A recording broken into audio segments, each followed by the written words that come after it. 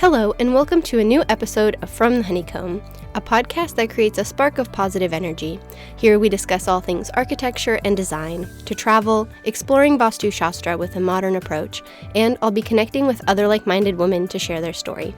I'm your host, Katerina and welcome to From the Honeycomb.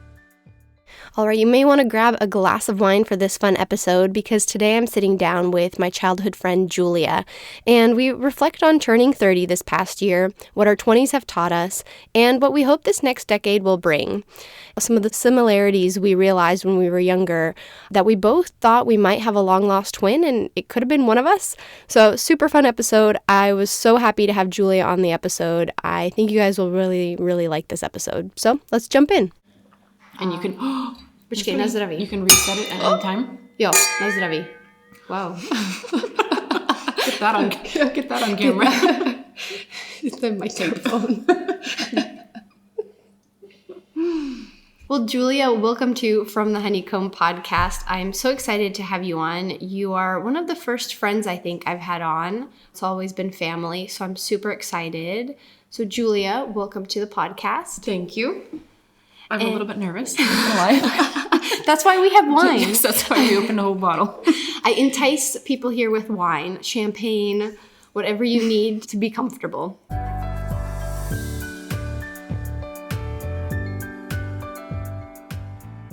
So, as you know, we begin every episode by sharing something that we are grateful for in the present moment. Do you want me to go first, or? Okay, go ahead. I think I got it. You think you got it? Okay. I'll go first. Usually I let my guests, but I'll go first. I would have to say, just upon kind of being here in Prague, I should say, we're recording in Prague in your really cool apartment. She flew in all the way just to interview me. You are? Feel special. You are actually my one guest. The farthest guest I've gone to. I've only had one guest I went to, which was my friend Stephanie in LA. But you are the first guest I flew and to see and to have on the podcast. But I am really grateful for the friendships I have from my time, my 6 months at it was the British International School of Prague. It's now Prague British School, PBS. It was BIS, but now it's PBS. The friendships I've cultivated from just 6 months here when I was in 7th grade or year 8, and those have been my strongest relationships. It was an international school. It had so many different kinds of, people from all over the world. And it's someplace where I really felt at home. And so I'm really grateful for that because that's how I met you, is through that school. And yeah, we've been friends now for 17 years. 17 years, which is crazy because it was only 6 months that you were in Prague. Yeah. And you made so many friendships that you still have until today. Yeah. In 6 months. It's amazing. You're a charm. Thank you. I made an impact. Sure did. So what are you grateful for? Well, your answer was very good. I would have to say lately, the way kind of like I've been thinking, I'd have to say that I'm grateful, honestly, for, it might be a weird answer, but for all of the mistakes that I've made until now, because kind of like what we were talking about now, it's like kind of, I'm at the age and kind of at the time where I can like implement everything that I learned and from all the mistakes I made into like actual real life. Like I'm not as confused all over the place. I'm not sure how I could explain it, but my whole 20s were a bit, this is a weird answer. No, you're good.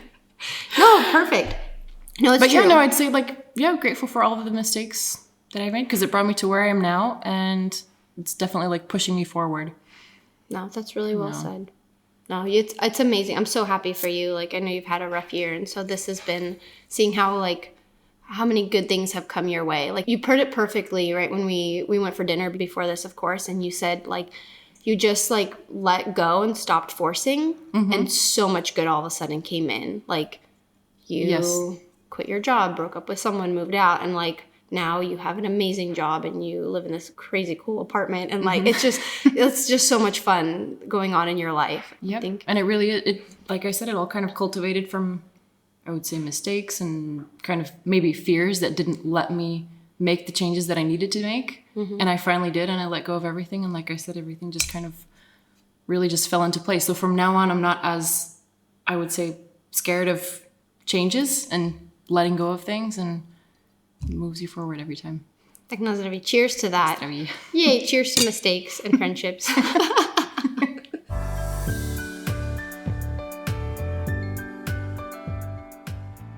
So to kind of catch up our listeners on our friendship goes back then to when we were 13. In 2005, when I moved to Prague for half a year, because my stepdad had a sabbatical because he was a professor, and we spent half a year here in Prague.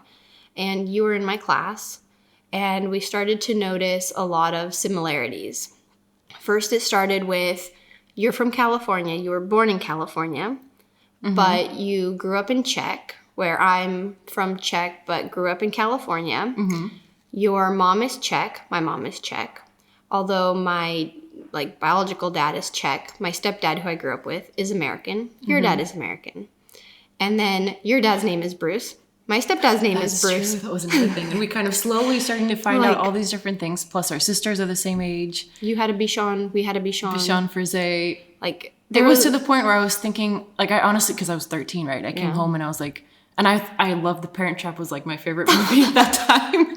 And I was like, what if this is it? What if we're somehow connected somehow? And I started I didn't tell my parents, and I started asking them questions to find out if maybe something happened before. Oh my God, I was persuaded. No idea. I was like, we must be somehow connected. Well, your birthday is October 7th. I'm March 7th. So we have that. I mean, it's not the same year, but we're close. But there's been all these synchronicities. And what I love about our friendship is we were never really close kind of growing up. But throughout the years, we don't really ever write each other. But every time I'm in Prague, we see each other. You were one of the very few friends who visited me in Chicago, in Paris, when I lived in Paris, which Paris was quite the weekend that I'll never forget. And we so yeah, I guess we kind of we've partied in Paris, we've partied and you were in San Diego, I came down, we had a kind of a wild weekend. There's been these moments, but it's always every time we see each other, and you came to our wedding last year in Madeira, we see each other and it's just it clicks, there's no time in between has gone by. But yeah, it's not we text every day or anything, but it's just there's just this connection. Yep, that's very true. And also the fact that American and Czech is such a not common combination. You're thinking the way you think, because you kind of understand the Czech mentality, you have the American mentality. I see things that you do that are completely 100% Czech, then you say something and it's completely Cali girl. And it's so rare to have this combination of things. So that's a huge, yeah. No, it is. And I don't know if I can take this out, but you also dated my cousin. Definitely take this out. No, we thought so that is a funny, I gotta leave that in. It's so funny because I'm on Facebook one day and I notice that Julia is writing, I'll keep him anonymous, and is writing this cousin and hey, did you get the notes from psychology class? And I'm like, this cousin doesn't live in Czech. Why is he writing? I'm this can't be the same person. Well, he was at my university. Yeah. Because he studied abroad in Prague.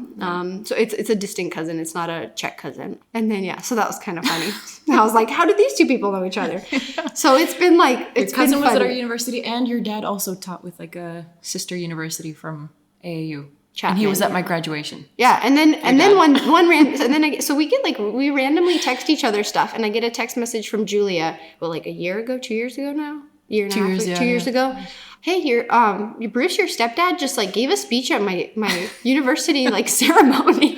I think I took a picture and I sent it to him. I was like, is this your dad? It's is this the Bruce that we've been talking about? It's we've had really just very intertwined. Very intertwined. So that's why I wanted to have you on the podcast, because I've really shifted from just architecture of Vastu Shastra to having conversations with a lot of like-minded women. And I feel not just you and I are not we're not only like-minded, but we've had, you said, this interweaving of just things in our lives. It's so cute. Oh, Parent Trap. I wish. I'm not gonna lie. I actually always thought, growing up, is that I had a sister here and they would hide her every summer I came.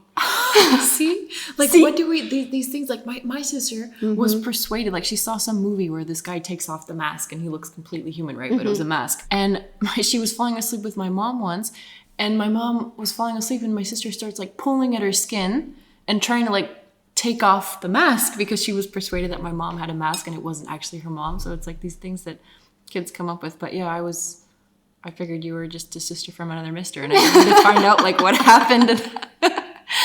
That is so funny.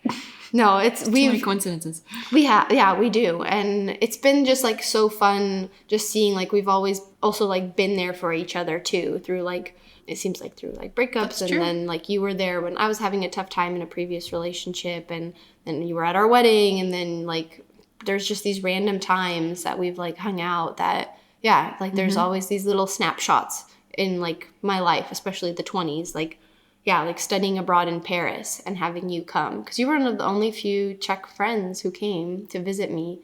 Yeah. I mean, we had a crazy weekend, but... I can still find some old pictures. No, but it was, yeah. So we've just... Yeah, there's a certain connection. So I don't know what it is, but like, yeah, it feels like no time has gone by. I was just going to say, really no time. Okay, look at that boom. Like, we're like... it's so crazy. So... But you're really the only friend, like, I think I've traveled to see so many destinations, or like to, like you said, Chicago, Paris, Madeira for your wedding. San Diego. LA at one point. Oh, yeah, we went to LA together. Yeah. Well, I visited you, and yeah, it's like we visit each other and we always kind of make it work. Yeah, now I feel like I'm the one visiting you all the time. Flying over to see you. Well, yeah, I mean, I drove up an hour to LA. I drove up an hour. Didn't we just say that I flew here to see you? That's true. To interview me, yes. No, but that's job the thing. Purposes, no, I'm kidding. No, but like the thing is like, yeah, we've definitely like, and there's always this like equalness in the friendship. It seems like there's never like one of us is giving more than the other, and it's been, yeah, I don't know. It's been a really, like, I'm very grateful for our friendship. So that's sweet. Yeah, very sweet. I'm sorry, I'm not like your lost long sister, though. That'd be cool. You are, in another sense, you are. No, thank you. No, but. I want to kind of talk about what we talked about at dinner. I wish we had the microphone then, because that was like such a great conversation too. And that's why like I always like seeing you and talking with you about like we're going through different stages in our lives. And we both just turned 30. Well, I turned 30 6 months ago. Wow. You're 30. We're both 30. You're going to be 31. No. And but just reflecting on, there's so much going on, especially now that we have so much social media, so we know what everybody, like our friends are doing and classmates and where everybody is. And it's so true, like what you said about like when you're 30, there's like a shift. Like you reevaluate what you've accomplished and like what your 20s were, and then now what are your 30s going to be like. And plus the pressure from society, even family members you see on social media. You compare yourself a lot. Unfortunately, that's like one of the downsides of social media and everything. But yeah, we were kind of just talking about how some people rush into things because of some pressure. Like age, pressure on the age, and then they really don't end up being happy. It backfires. Getting those, checking off the tick list, exactly. Checklist, having kids, having a marriage, depending in which order that all comes in. And then now we have one friend in common who's gotten divorced. And we have another. Now you had a friend who's going multiple through friends. Multiple friends. Yeah. So there's divorced, unhappy, and we're only 30, and it's like, I don't know. It seems like I felt the pressure for sure. I felt the pressure. Probably 29. I felt the pressure a lot, and I was thinking, oh my gosh, I'm turning 30. Now what? Like I should be here. Maybe I should be here. I'm not sure. And then I think ever since I got like the new job, moved to like my own place, and which kind of gives you confidence too. It kind of, gives you like a kickstart. And I just had like a snap, and I was just like, you know what? Like when the time comes, it's going to come, and I'm going to be, I'm going to be fine. And it's just like enjoy while you can. And I kind of just had a whole mentality shift, and I'm really not sure where it came from. Still until today, I'm not sure, but it's like 30 clicked, and you look happier. Clicked. You look really like confident. Yeah. You feel like you kind of like compliment. Aww. But yeah, no, I've heard it from a few different people. It's you can definitely tell if you're like where you are. It's like it's that going back to that reevaluating. Exactly, you know where you are. Yeah, or you feel like good with where you're at. Yeah, maybe and going back to what you said about being grateful for your mistakes. It's like you kind of have to go through those mistakes. You have to make dumb choices, and I feel like your 20s are more forgiving than our 30s and 40s will be. It's like the 20s are definitely the time where it's like you want to, just make the mistakes because yeah, you're still figuring it out. Half your brain isn't even developed till you're like, what, 25? Half of your brain? No, I don't think that's... it's like your frontal cerebral or something. Do you know that? Like your front of your brain is only Until you're 25? Yeah. It's like a new study. I know. But that's what it clicked for me. When I was 25, I had it for my 20s. My most pivotal year was when I was 25. That's when I quit my job, traveled, moved back to California, got a new job. So it took me 5 more years. That's kind of a long time. But no, like, what were you doing at 20? Frontal cortex. No, you were 25? That's when we were in San Diego. Well, Yes. what did you have going on back then? Whole bunch of mess. I don't know. No, I was working. I was finishing my master's, I think. Yeah, no, you were. That's true. You were Finishing my changing. You were master's, yeah. changing. You were finishing a chapter. I think it was 25. I feel like every 5 years you reevaluate. Yeah. And that's where new chapters. You had your master's. You were finishing, and then now here we are. Yep. No, no, you do. You do have like a larger sense of confidence too. I can tell. Happy to hear that. You are. No, you do. So, what'd your 20s teach you? Ah, yeah. Like I would say I think my 20s kind of taught me not to take myself too seriously. Mm-hmm. Like I would put way too much thought like into what other people thought about me, like what I should be, and instead of like looking at like how I feel, what makes me happy, like what do I want to do? So that's definitely what my 20s taught me. Like I would just kind of like see myself through other people's eyes too much and act accordingly instead of just like kind of doing like what you should be. Yeah. No, that's for sure. What did your 20s teach you? My 20s. We'll have a whole episode on it, but Okay. Need to catch up then. No, it's I was actually just talking to somebody else about it this past week about like my 20s, and I was reflecting on it, and it's very similar to that. It's about, I would say, the 2 takeaways I took from my 20s, and then I want to talk about what we also took back from this last year, because I think I want to reflect on that too. But to go back to what I thought about the 20s is, in my 20s, similar to what you said, is you think people care more about you and what you're doing than they actually do, because everyone is so self-absorbed that like an example is like if you're at a party and you trip and fall and spill a drink on you, and then you replay that moment in your head over and over and you're like, I'm so embarrassed. But there's like some crazy number. We have like 50,000 thoughts a day or something. So the likelihood of someone rethinking that moment, like somebody is so self-absorbed in themselves because they maybe said or did something in the morning that they're like, oh man, or oh man, I think I left the oven on, or whatever. There's just, everybody is so in their heads more than you think. Like you think everyone cares about you, but really they don't. And so it's kind of like, it's very people's perspectives are different. Yeah. I would say that.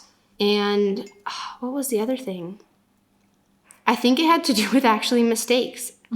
Oh my God, you're right. Yeah, no, it did. It did. Listen to that podcast. No, you do.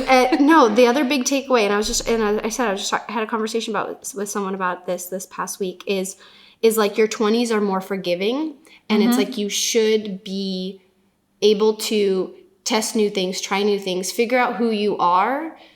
And we had this conversation at dinner, is like our parents' generation didn't have that opportunity, because there's so many of our like parents and like my aunts and stuff who had children very young. And I even had a conversation about this with my mom once. And I said, how do you feel like when you had me? You had me when you were 20. And she said, one time I remember we were on the playground and like you were doing something. And she's like, I just felt my childhood like slip away. All of a sudden now I'm not the child, I'm the mom, you're the child. Like, and now I see my mom really thriving after she has 2 grown children. She knows they're being taken care of, everything. She's thriving. And that's something like we are able to do now in our 20s. Like, I'm so grateful. So you're turning 31 now. So you've had 1 year of being 30s. It has been what it seems like a very successful year.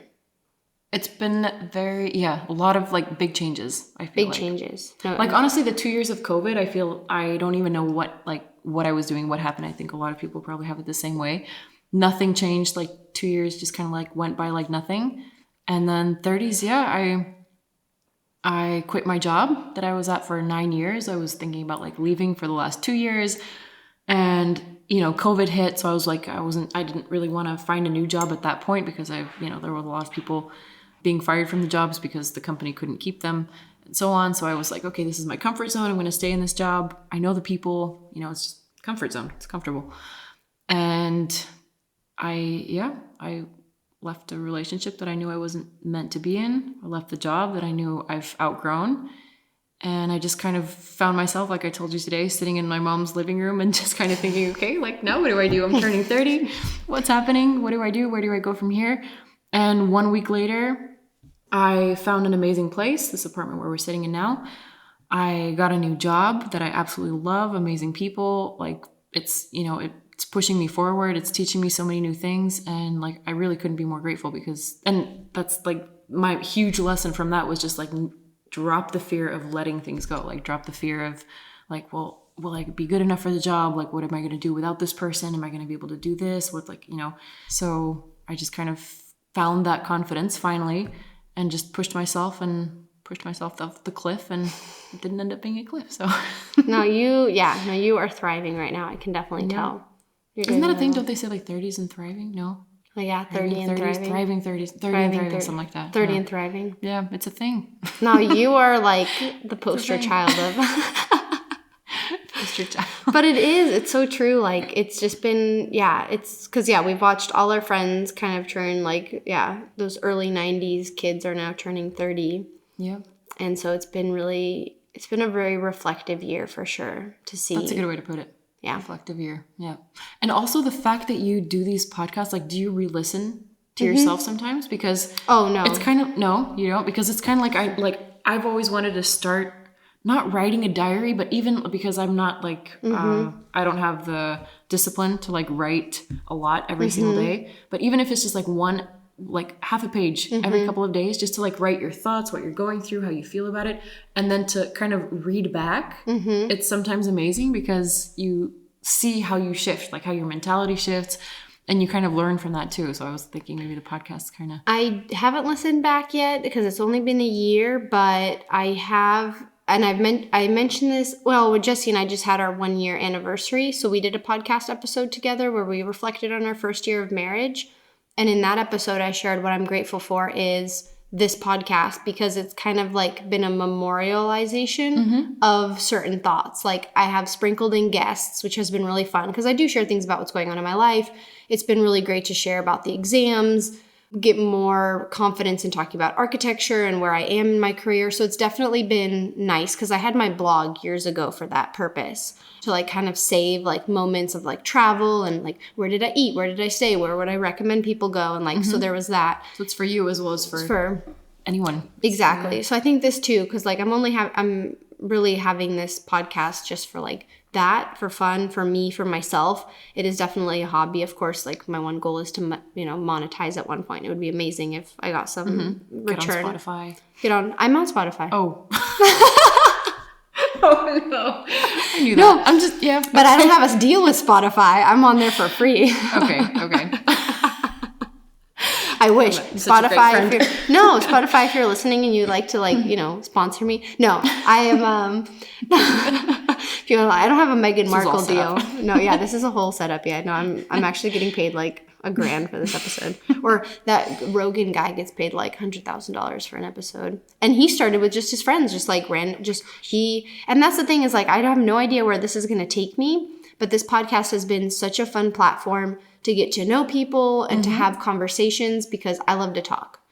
I've noticed. So, yeah. We know, yeah.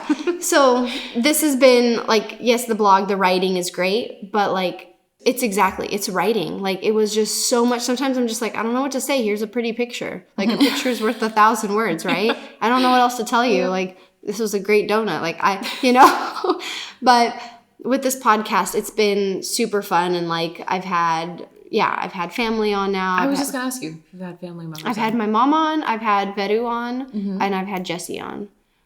Jesse gets forced on sometimes. I'm just like, I need you to interview me or something, or we get on, or I'm like, hey, you want? But he's like, yeah. But he's gotten so comfortable. I love it. It's been great. But yeah, no, I definitely have used this platform as a way to get to know people. Like we were talking about, like, how do I get guests on? If I find someone interesting, I'm just like, do you want to come on and have a conversation? And that's where I've seen like the podcast shift too, is I've had, before it was like, I'm just going to do Vastu Shastra architecture. And then I'm like, no, I like I've noticed Jesse's the only male I've had on. And I really like talking to like-minded women. Like this conversation too is like, and you can meet cool people through that. You never know if you're gonna, connect one day. Like you said, you do it like abroad sometimes too. Mm-hmm. Me, you're the first one I've flown to, but yes. You get special VIP treatment. But no, it's been, this podcast has been really fun.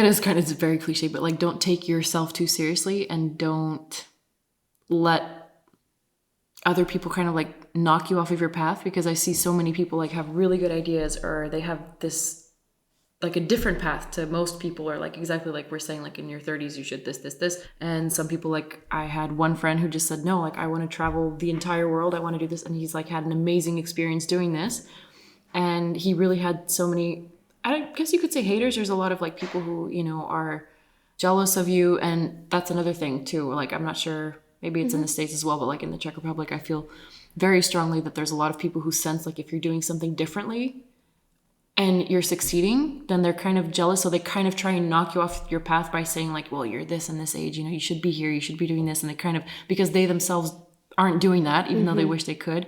So I don't know, just like in general, just like if you have your own path, if you have something that makes you happy, don't let other people in society kind of knock you off of it, because it could lead to, you never know where, amazing things. I agree with all of that. No, that's a perfect way to end the episode. Well, Julia, thank you for coming on. Yeah, on that note. Thank you. We're going to have our sugar-free Oreos and finish our wine. And wine and coffee. In your awesome new apartment.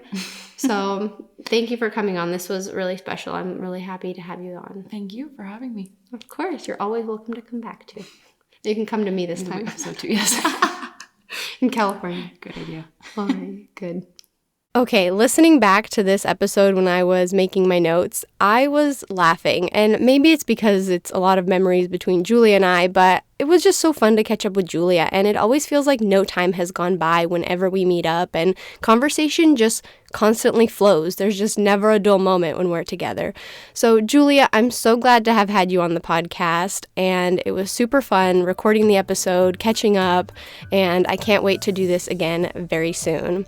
And if you like this episode, please give it a heart or thumbs up and click the follow button so you can stay up to date on the latest episodes. You can follow me on Instagram @FromTheHoneycomb Podcast. Thank you so much, and see you next week.